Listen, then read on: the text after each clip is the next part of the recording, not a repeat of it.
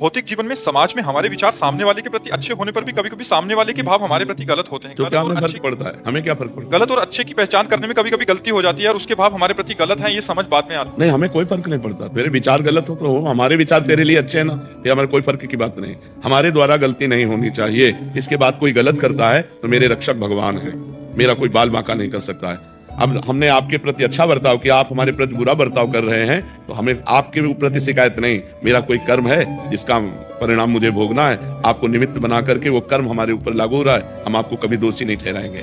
ये परमार्थ है, अध्यात्म है। हाँ, आपका स्त्री शरीर है, स्त्री शरीर में यदि कोई किसी भी तरह की कामजनित हरकत करता है तो उसको बर्दाश्त करने की जरूरत नहीं है। हमारे सरकारी कानून है, उन कानूनों का सहारा लीजिए और बचिए। पहली हरकत में ही उसको दंड देने का विधान कीजिए, दूसरा कदम बढ़ाने की कोशिश ना होने पावे। ये अध्यात्म को समझिए। अध्यात्म का आंतरिक विषय अलग है और बाह्य विषय अलग है। व्यवहार का विषय, जैसे आपका स्त्री शरीर है और आपको कोई छेड़ रहा है, आप कह दो क्षमा, तो दूसरी बार पकड़ लेगा वो।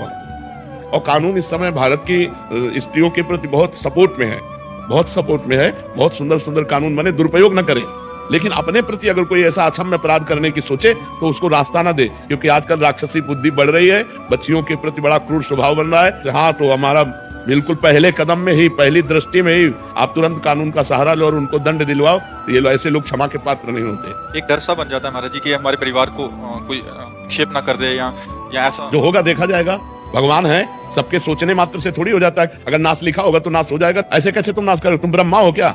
तुम भगवान हो क्या? देखेंगे हम। बिल्कुल डरपोक नहीं बनना चाहिए, बिल्कुल हिम्मत रखना चाहिए। देखेंगे अगर हम ऐसे हो, देखो बिल्कुल फिट तैयार रहना चाहिए। मरना जिस दिन है उसी दिन मरेंगे, लेकिन इसके बीच में तुम हमको हस्तक्षेप करोगे, बिल्कुल कड़क रहना चाहिए। और अगर ये जरा भी इस तरह का कि एक दो लोग हस्तक्षेप कर रहे हैं तो किसी तरह बचकर निकलना चाहिए और इसके बाद फिर सरकारी सहयोग लेकर के अपने बचाव पक्ष को रखना चाहिए। ये समाज अब ऐसा नहीं क्षमा करने लायक।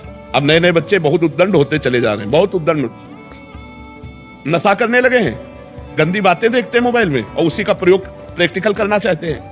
तो गंदे गंदे आचरण, गंदी बातें हो रही, तो हम बहनों से प्रार्थना करते हैं, बिल्कुल क्षमा मत करो। जी एक समाधान और दे दीजिए महाराज जी, हमसे गलती हो गई और सामने वाला हमें बहुत ब्लैकमेल कर रहा है और फिर गलती पे गलती बन रही है। ऐसी स्थिति में हम बिल्कुल ब्लैकमेल नहीं होना चाहिए। अगर हमसे गलती हो गई तो एक बार गलती हो गई, माना कि तेरे साथ एक बार गलती हो गई तो ये थोड़ी मम्मी जाने, पापा जाने, विश्व जाने तो बार बार थोड़ी हम ब्लैकमेल होते रहेंगे। एक बार हमसे त्रुटि हो गई, एक बार गलती हो गई, दबना नहीं चाहिए कि एक बार हमसे गलती होगा भेद खुल जाएगा। महाराज जी, मेरी 17 साल की बेटी है जी, वो जैसे एक्टिवा पे जाती है, वो मुझे घर आके बोलती है मम्मा पापा की उम्र के हाँ बिल्कुल नहीं। आजकल उम्र का नहीं, सबकी बुद्धि भ्रष्ट है। जो भगवान से बिलग है, जो धर्म से बिलग है, जो अध्यात्म से बिलग है, भरोसे लायक नहीं 80 वर्ष का भी। इसलिए आज का जो समय है अध्यात्म से जो जुड़ा नहीं है, जो अध्यात्म से जुड़ा नहीं, अध्यात्म से जुड़ा है तो देखो ये बच्चा है, ये रो के कह रहा मेरे से गलती, गंदी बातें अंदर आती है। अध्यात्म से जुड़ा है तो सभा में छोटा बच्चा है, कह रहा मेरे अंदर गंदी बातें आती है। और अध्यात्म से ना जुड़ा हो तो इतनी बात कैसे कह सकता है? अध्यात्म के बिना जुड़े पशुता नहीं जाती, आसुरी प्रवृत्ति नहीं जाती। महाराज जी, लाडली जी के लिए खूब रोना तड़फना आए, इसके लिए कैसे कृपा हो? सेवा बन जाए।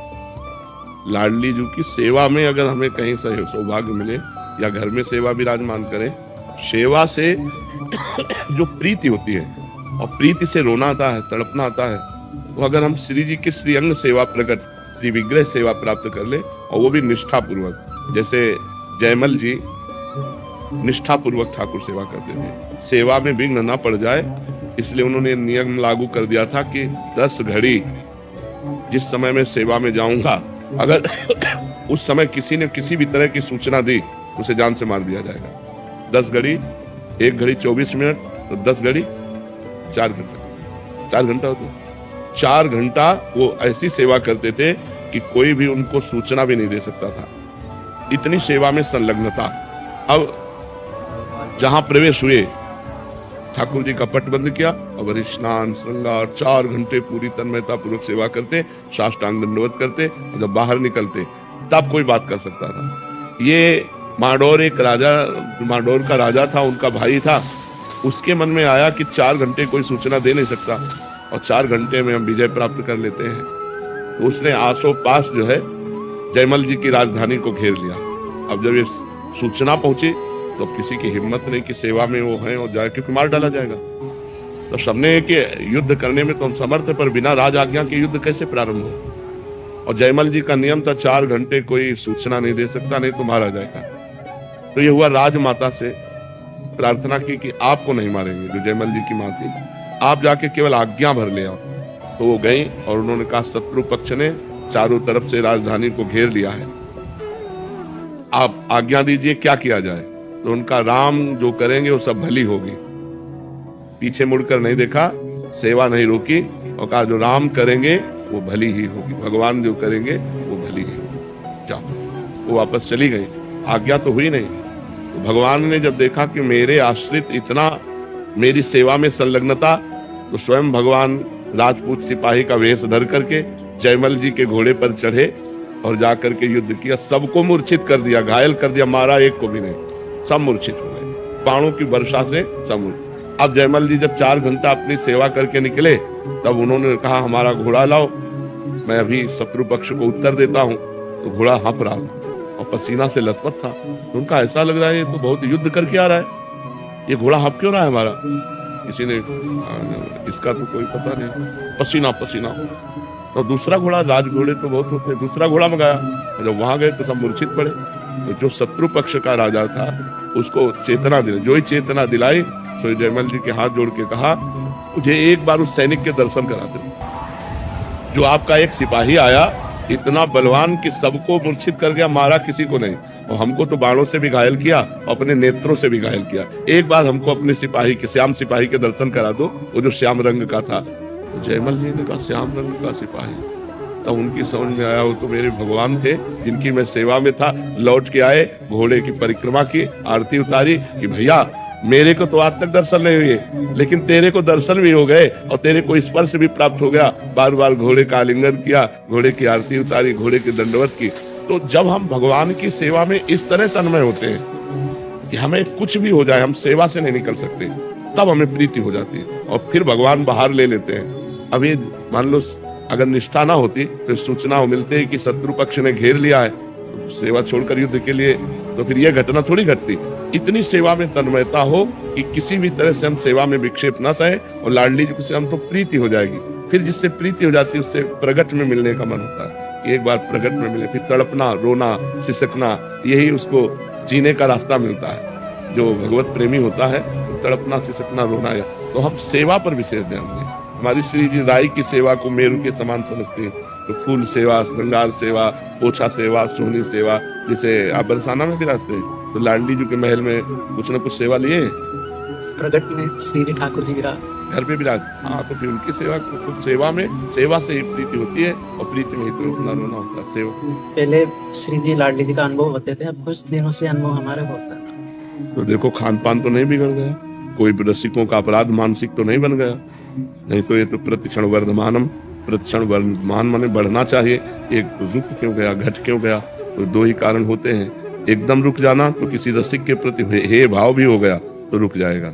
जैसे हरिराम व्यास जी के हृदय में एक बार कबीर दास जी के प्रति भाव आया, ये तो निर्गुणिया संत हैं, निर्गुण निराकार भगवान की उपासना करते हैं, ये निकुंज प्रेम रस ऐसा। तो हरिराम व्यास जी के हृदय की लीला रुक गई जो प्रभु की चलती थी। तब हरिवंश महाप्रभु से कहा, तो हरिवंश महाप्रभु ने कहा भगवान के किसी लाडले का अपराध बन गया, तो उनका ऐसा तो हम क्यों वैष्णव अपराध करेंगे। तो उनका ध्यान करते, उनका कबीर दास जी के प्रति ऐसा कहा, बोले यही अपराध बन गया। तो अब कबीर दास जी को रिझाओ, तो यमुना किनारे फिर कली में साचो भक्त कबीर ऐसे पद की रचना करके गायन किया, तो यमुना जी की धारा से कबीर दास जी प्रकट हुए। तो कबीर दास जी ने कहा कि भगवान अलग अलग संतों को अपने नाम रूप लीला धाम का प्रचार प्रसार करने के लिए भेजते हैं। इसका मतलब ये थोड़ी है कि भगवान उसको रस से वंचित कर देते हैं। सब रस का अधिकारी भक्त होता है, तब वो समझे। तो कहीं किसी संत भक्त वैष्णव के प्रति थोड़ी हमारी मलिन बुद्धि हो जाएगी तो फिर हमारा जो है भाव रुक जाएगा, फिर हमारे चिंतन में कमी आ जाएगी। महाराज जी, कर्म योगी, स्थित प्रज्ञ और प्रेम लक्षणा भक्ति में क्या संबंध है? क्या तीनों एक साथ संभव है? कर्म योगी, स्थित प्रज्ञ और प्रेम लक्षणा भक्ति, इन तीनों में क्या कोई संबंध है? क्या एक साथ संभव है? नहीं, स्थित प्रज्ञ सिद्ध पुरुष है जो सबसे परे पहुंच चुका है। स्थित प्रज्ञ का मतलब समझते हो? सिद्ध पुरुष जो भगवदाकार वृत्ति को प्राप्त हो चुका है, और उसके लिए कोई कर्म नहीं है और उसके लिए कोई कर्तव्य नहीं है। जो हो रहा है वो हो रहा है प्रकृति में, उसके शरीर के द्वारा उसका शरीर से कोई संबंध नहीं रहता। तो स्थित प्रज्ञ है वो निरंतर भगवदाकार वृत्ति में जो डूबा हुआ है, जो संसार की स्मृति से रहित हो चुका है उसे स्थित प्रज्ञ कहते हैं। कर्मयोगी को कहते हैं जो शास्त्र के अनुसार निष्काम भाव से जगत प्रीत्यर्थ या भगवत प्रीत्यर्थ कर्म करता है। प्रेम लक्षणा जो नवधा को भी पार करके प्रेम को भगवान को प्राप्त हो गया। तीनों का अलग अलग मार्ग है, कैसे है? समझ पाए कि नहीं पाए?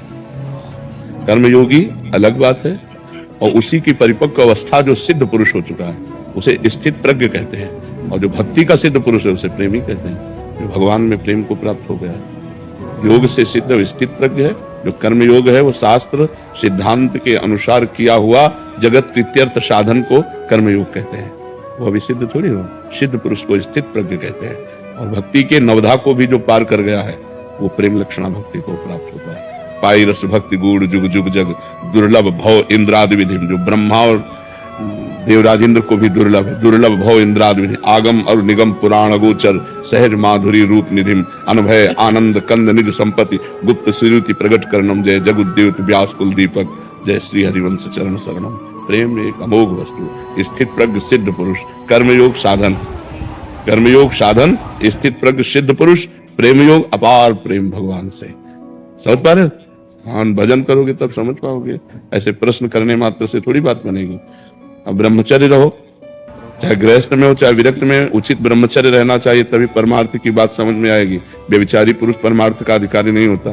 जो मूढ़ पुरुष होता है, भोगी पुरुष होता है, उसकी पशुवत बुद्धि होती है, वो अध्यात्म को ग्रहण करने की योग्यता खो देता है। जो भोगेश्वर प्रसक्ता नाम तया प्रहत चेतसाम व्यवसायत्मिका बुद्धि समाधो न विधीयते, जिसकी चित्त वृत्ति अपरहित हो गई है भोग और ऐश्वर्य में, वो भगवत प्राप्ति का संकल्प भी नहीं कर सकता। ये भगवान बोल रहे हैं जो रचना करते हैं सबकी। भोग ऐश्वर्य प्रसक्ता नाम तया प्रहत चेतसाम व्यवसायत्मिका बुद्धि समाधो न विधीयते। तो हमें लगता है अगर हम ककहरा से चले तो ज्ञान में पहुंचने में देर नहीं लगेगी। बहुत घटिया स्थिति का हमारा जो मन है उसको हमको स्थित प्रज्ञ तक ले जाने के लिए साधन में लगाना पड़ेगा, केवल बात करने से थोड़ी दूर होगा। तो इसलिए हमें ककहरा से चालू करना चाहिए, तो हम ज्ञान तक सही में पहुंच जाएंगे। हमारा अधिकार है, जितनी भी स्थितियां हैं मनुष्य योनि को ही प्राप्त करने के लिए लिखी हैं। हम साधन पक्ष में चलें, और बहुत बढ़िया है कि आप अध्यात्म में रुचि रखते हैं और साधन पक्ष को पुष्ट कीजिए। नाम जप करो और ब्रह्मचर्य से रहो जब तक ज्ञान हो। ब्याह हो तो फिर उचित ब्रह्मचर्य का खंडन करना चाहिए। ब्रह्मचर्य एक अमोघ शक्ति है, वीर शक्ति ही भगवान के मार्ग में, संसार के मार्ग में जहाँ जिधर चाहे उधर उसको महाबलशाली बनाती है। अंदर से आत्मबल ब्रह्मचर्य बल है। तो आज सब बेविचार बल में उतर चुके हैं, ब्रह्मचर्य की तो धज्जियां ऐसी तैसी कर रहे हैं। चाहे वो बच्चा हो चाहे वो बच्ची हो, केवल खिलवाड़ मनोरंजन के द्वारा ब्रह्मचर्य का नाश। कैसे अध्यात्म के, कौन अध्यात्म में चलना चाहता है? सब नाना प्रकार की वासनाओं के बसीभूत होकर के बेविचार, व्यसन, हिंसा, चोरी, मनमानी आचरण में उतरे हुए। अध्यात्म बहुत पवित्र मार्ग है जिसमें इंद्रियों का दमन, मन का दमन करके फिर सच्चिदानंद स्वसुख में वर्णन किया। ये सब नरक के हेतु है, अध्यात्म परम पद में पहुंचाने वाला। तो हमें बहुत सावधानी से चलना चाहिए। ठीक है।